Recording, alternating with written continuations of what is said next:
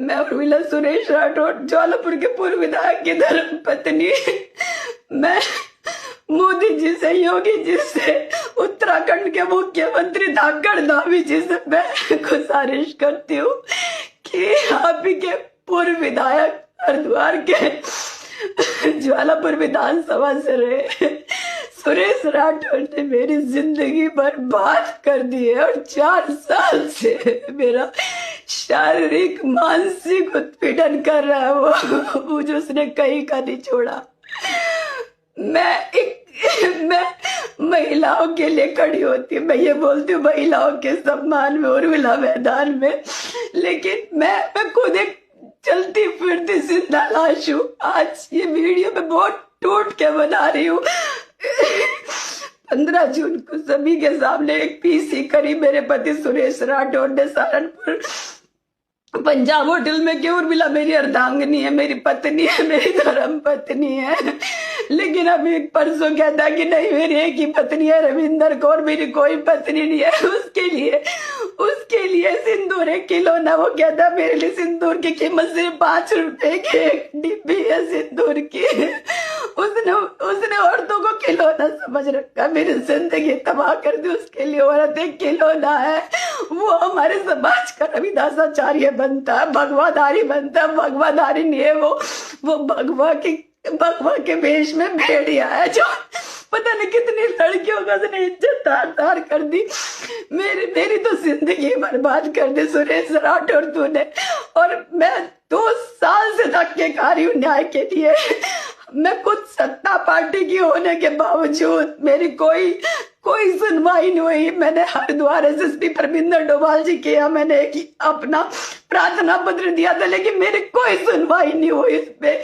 और इसकी बेटी की, कभी इसकी रविंदर कौर की, कभी सुरेश राठौड़ की, कभी ब्लैकमेलिंग, कभी कुछ, मेरी जिंदगी इन्होंने तबाह कर दी।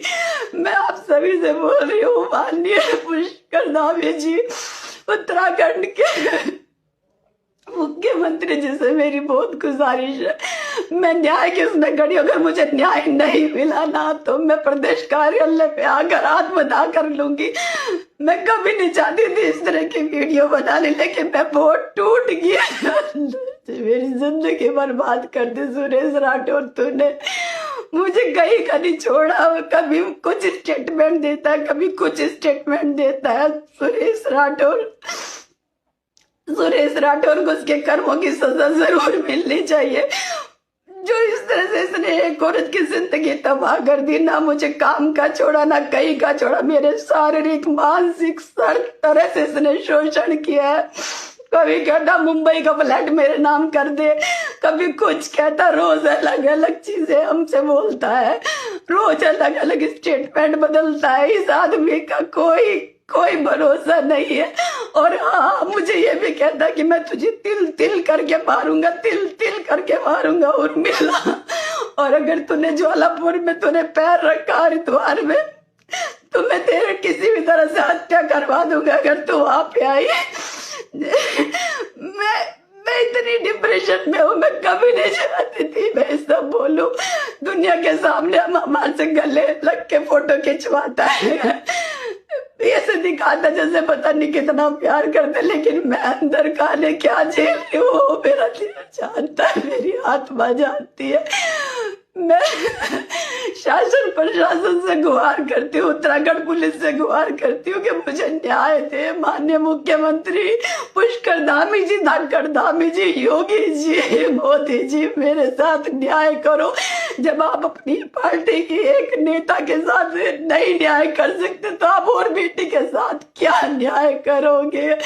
हम किस बिहार पे लोगों को कहेंगे कि भारतीय जनता पार्टी का नारा है बेटी बचाओ बेटी पढ़ाओ, जब डे बाई डे सारी बेटियां घुट घुट के मर रही है, शोषण कर रहा आप ही का एक पूर्व विधायक सुरेश राठौड़। तूने मेरी जिंदगी बर्बाद कर दी, तूने मेरी जिंदगी बर्बाद कर दी। मेरा शारीरिक शोषण किया, मानसिक शोषण किया, मेरी सारी 4 साल से मुझे कोई काम नहीं करने दिया, और आज तूने इस तरह से स्टेटमेंट दे रहा। आज हमें लोग दयनीय हालत में देखते हैं बेचारे के साथ क्या हो गया। वो भगोड़ा पति चला गया इसको छोड़ के। कोई सुनवाई नहीं कर रहा। हमारे घर में डकैती डलवाने में भी उसी का हाथ था, लेकिन अब चुपचाप इस सिंदूर की कीमत की वजह से चुप रहे। सब साक्ष्य हमारे पास। न उत्तर प्रदेश हमारी पुलिस सुन रही है, न उत्तराखंड पुलिस हमारी सुन रही है। मेरी आप सभी से रिक्वेस्ट है, प्लीज मुझे न्याय दिलवाइए। आप सब मिलके, मैं हमेशा सबके लिए खड़ी होती हूँ, सबके लिए न्याय मांगती हूँ। बहुत बेटियों के लिए न्याय मांगा, लेकिन आज मैं इतनी डिप्रेशन में हूँ। लिटरली अगर मुझे कुछ नहीं हुआ तो मैं भाजपा के प्रदेश कार्यालय देहरादून में आके मैं आत्मदाह कर लूं, कि जो मैं कभी नहीं चाहती थी।